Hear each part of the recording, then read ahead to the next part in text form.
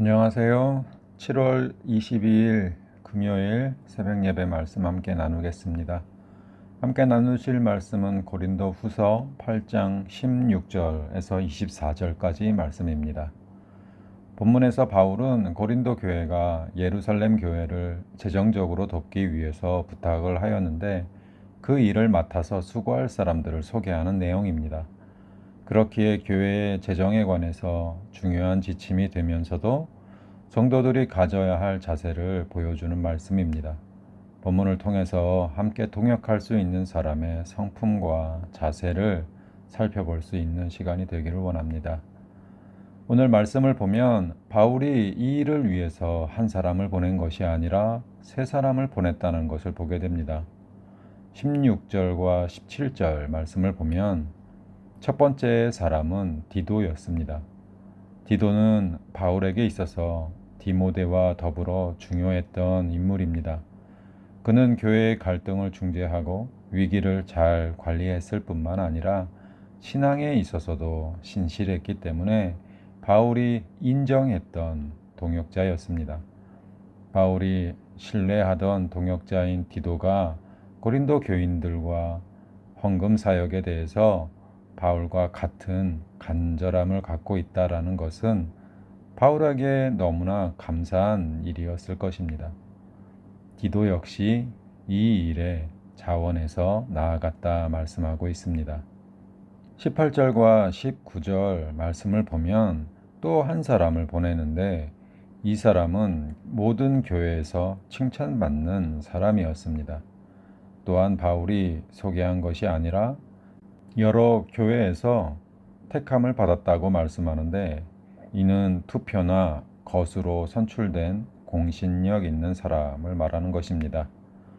22절 말씀을 보면 마지막으로 한 형제를 더 보내는데 이 사람에게도 마찬가지로 간절한 마음이 있었고 여러 번 확인해 받고 검증된 사람이기 때문에 함께 보내겠다 말하고 있습니다. 바울은 왜 세 사람이나 보냈을까요? 본문에서 우리는 바울이 행했던 헌금 관리에서 몇 가지 원칙을 발견하게 됩니다. 사도 바울은 각 교회에 헌금을 부탁하면서 자신이 직접 가서 받아온 적이 한 번도 없었습니다. 왜냐하면 혹시라도 오해의 소지가 있을 수 있기 때문이었습니다. 그렇다면 믿을 만한 성도에게 다 맡기면 될까요? 그 사람이 양심껏 진실하게 한다고 해도 다른 사람들이 좋게 봐주질 않는다라는 것이 문제입니다. 그래서 바울은 검증되고 추천된 여러 사람이 함께 헌금 관리를 하게 함으로써 재정의 운영을 보다 투명하게 보장하였던 것입니다. 바울은 고린도전서 16장 3절에서 너희가 인정한 사람에게 편지를 주어 너희의 은혜를 예루살렘으로 가지고 가게 하겠다고 이미 말한 바가 있습니다.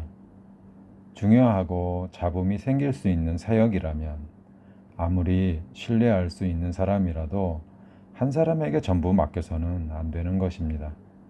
더욱이 헌금은 거룩한 것이기 때문에 관리할 때 의심이나 비난을 받아서는 안 될 것입니다.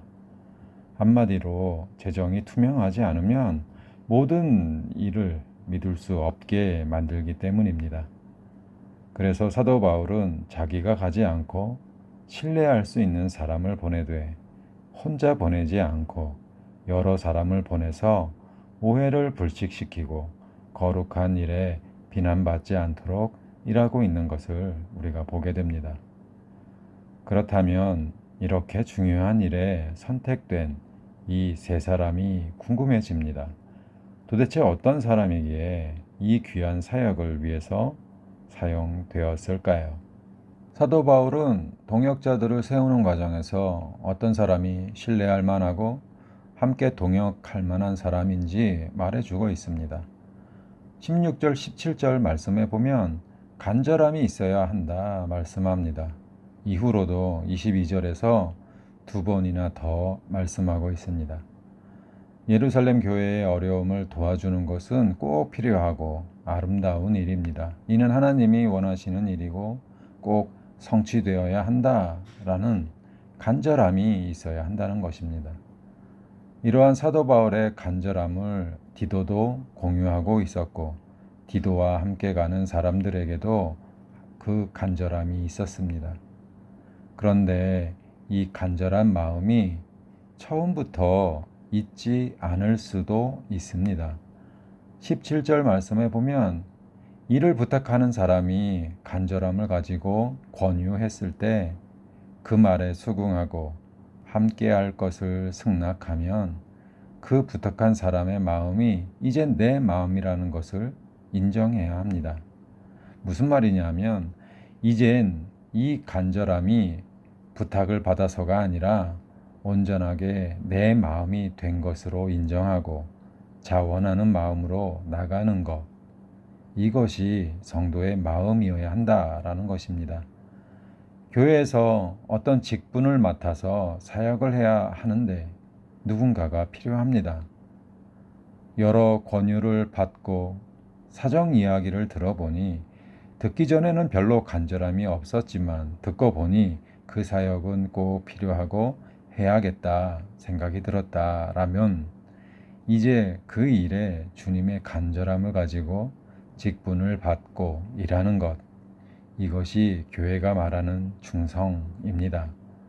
하나님은 간절한 사람을 통해서 우리에게 간절함을 주시고 그 간절함을 받아들인 후에는 이제 자원하는 마음으로 일하기를 원하신다라는 것입니다. 이 간절함은 교사에게도 필요하고 봉사하는 분에게도 찬양하는 우리 모두 가운데 있어야 하는 것입니다. 주님의 마음을 전하는 간절함이 우리에게 없다면 그것은 다른 사람을 귀찮게 하는 일밖에 되지 않고 울리는 꽹과리와 같은 것입니다. 21절 말씀입니다. 선한 일 자체가 좋은 것이지만 그 선한 일도 아무렇게 해서는 안 됩니다. 말씀에 따르면 조심스럽게 해야 한다 말합니다. 아무리 선한 일이라도 자기 마음대로 하게 되면 20절 말씀처럼 비방받게 되고 조심하면서 그 일을 진행하면 18절 말씀대로 칭찬받게 됩니다. 다시 말하면 간절함이 있어서 열심은 좋은데 가는 곳마다 분란을 일으키고 소란스럽게 하는 사람이 있다라고 한다면 그 사람과는 함께 일할 수 없다라고 말씀하는 것입니다. 사람들은 모두가 다릅니다. 똑같은 말을 한다고 해도 상대방의 기분과 상황에 따라서 그 반응하는 것이 달라질 수 있습니다. 그래서 우리는 신중하고 조심스럽게 함으로 서로 연합할 수 있어야 할 것입니다. 더불어서 함께 사역을 감당하는 능력, 남을 조심스럽게 배려하면서 일할 수 있는 사람이어야 사역을 마음 놓고 맡길 수 있게 되는 것입니다.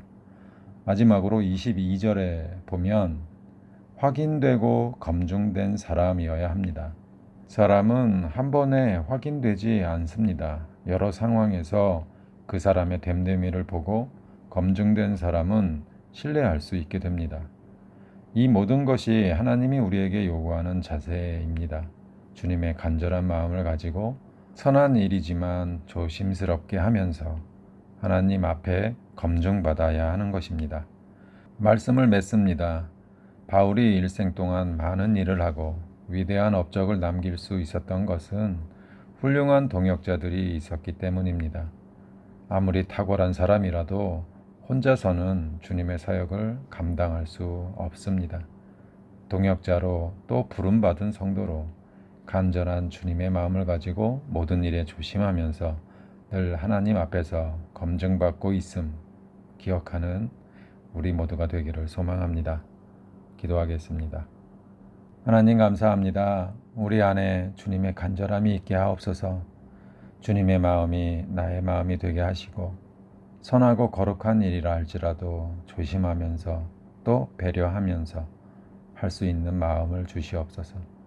오늘도 내 행동과 말이 주님 앞에 확인되고 검증된다라는 것을 기억하고 내 행동과 말을 조심하여서 주님의 뜻을 세상에 전하는 우리 모두 되게 하옵소서.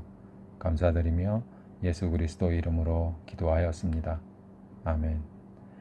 오늘 하루도 좋은 하루 되시고 또 감사하는 하루 되시길 바랍니다. 감사합니다.